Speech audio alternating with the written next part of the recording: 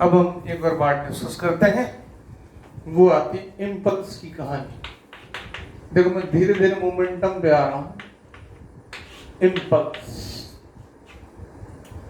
Daily life में जो हम फोर्सेस की बात करते हैं, मैंने एक टर्म यूज की थी क्वाजी स्टैटिक।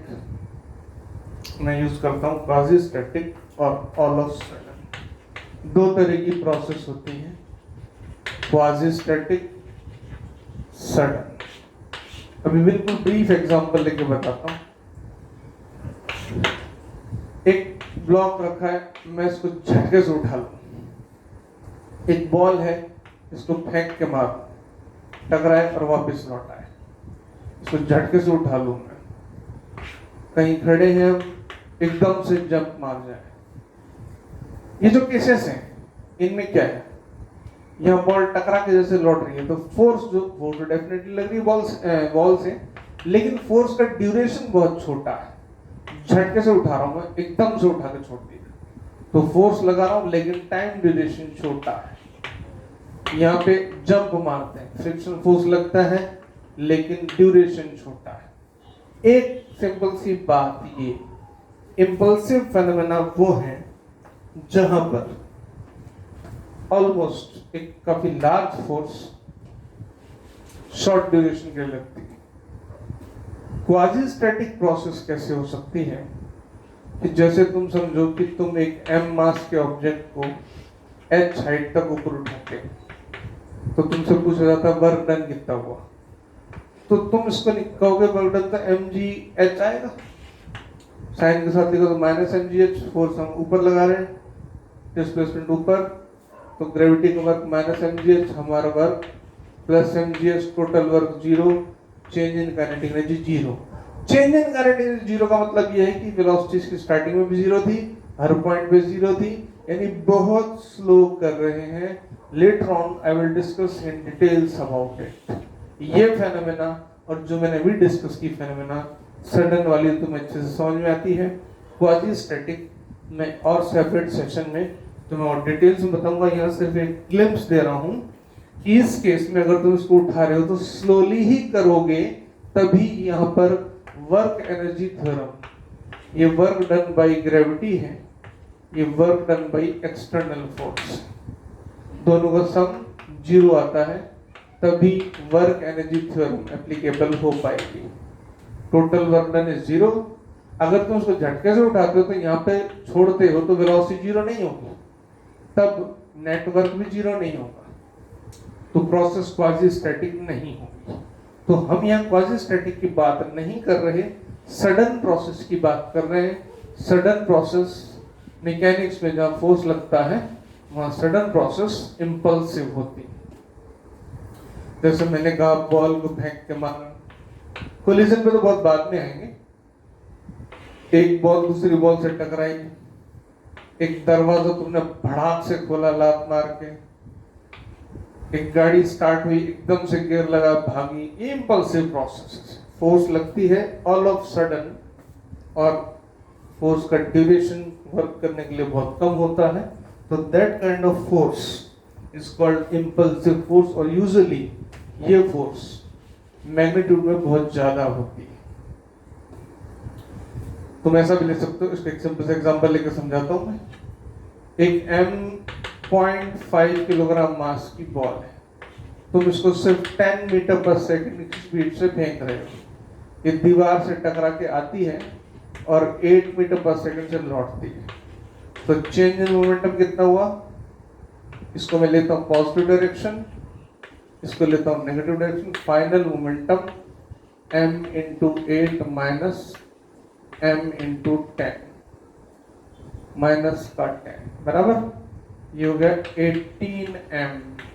m कितना 0.5, ये हो गया 18m, ये 18m हो गया, और वेलोसिटी 18m, ये हो गया 9।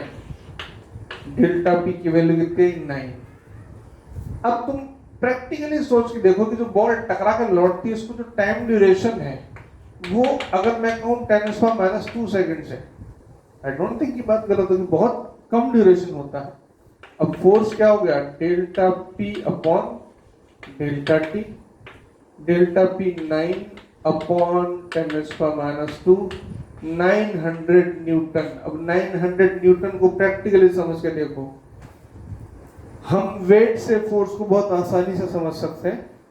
900 न्यूटन के लिए मुझे कितना मास चाहिए? 900 mg, जी कितना 10, तो m आ गया, मतलब 90 किलोग्राम के मास को उठाने में जितना फोर्स चाहिए, एक झटके से 90 किलोग्राम के मास को उठाने में जितना फोर्स चाहिए उतना दीवार बॉल पे लगाती है। इस फेनोमेना में अब तुम इमेजिन कर सकते हो कि मैं इंपल्सिव फोर्सेस को लार्ज क्यों कह रहा हूं। लार्ज फोर्स है लेकिन ड्यूरेशन डेल्टा टी जो है वो बहुत छोटा है। ऐसी फोर्सेस इंपल्सिव फोर्सेस होती हैं। अब इसमें खास बात है, जो तुम फोर्सेस मैकेनिक्स में पढ़ते हो वो फोर्सेस के नाम जैसे लेते हैं स्टार्टिंग से, mg gravity force, spring force, tension force, normal reaction force, friction force, इन्हीं में ऑलमोस्ट पूरी मैकेनिक्स निकल जाती है। अब mg और kx, स्प्रिंग फोर्स और ग्रेविटेशन फोर्स, कभी भी इंपल्सिव नहीं होती, हो नहीं सकती। Normal reaction force, friction force, tension force, ये केस डिपेंडेंट होती है। अगर एक बॉल किसी सरफेस से टकराती है तो नॉर्मल रिएक्शन फोर्स इंपल्सिव हो जाएगा, रखी हुई है तो इंपल्सिव नहीं है। फ्रिक्शन फोर्स, तुम आराम से चल रहे हो तो ग्राउंड पे फ्रिक्शन फोर्स इंपल्सिव नहीं है, तेज भाग रहे हो, इंपल्सिव हो गई। दो ब्लॉक्स आपस में कनेक्ट है, तुम बहुत एक कांस्टेंट फोर्स से खींचे जा रहे हो तो टेंशन कैसी है? Non impulsive. लेकिन तुमने झटके से खींचा तो टेंशन कैसी हो गई? इंपल्सिव। ये हो गई केस डिपेंडेंट। Got it? ये इंपल्सिव नॉन इंपल्सिव की कहानी है। इंपल्स को हम बुक्स में कई बार जे से डिनोट करते हैं और कोई खास बात नहीं है। F delta P upon delta T, F delta T is delta P, इसको बोल दिया जे।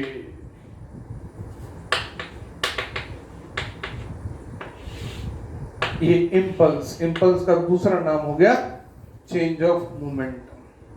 Got it? अब एक छोटा सा एग्जांपल लेते हैं और इसको सॉल्व करते हैं। मान लो ये एक धागा है, ऐसा धागा ढीला ढाला रखा हुआ टेबल पे। इधर एक मास m है, इधर एक मास m। इस धागे की पूरी लेंथ 2l है, ऐसे आड़ा टेढ़ा रखा हुआ, और ये यहां से A से पॉइंट P की डिस्टेंस, इसको मैं B बोल रहा हूं, ये डिस्टेंस L है। जैसे टेबल पे रख दिया, इसको वेलोसिटी दे दी v0। क्वेश्चन ये आता है कि भाई ये जैसे आगे जाएगा तो धागा टाइट तो हुआ ही, धागा जाके अभी तो ढीला है, एक पोजीशन ऐसी आएगी जब धागा बिल्कुल अपनी पूरी लेंथ पे आ जाएगा। उस मोमेंट पर, जस्ट उस मोमेंट पर, जैसे धागा टाइट हुआ, जस्ट आफ्टर दैट मोमेंट, ध्यान देना एक टर्म मैं यूज करूंगा कोलिजन में और इंपल्सिव केसेस में, जस्ट बिफोर, जस्ट आफ्टर।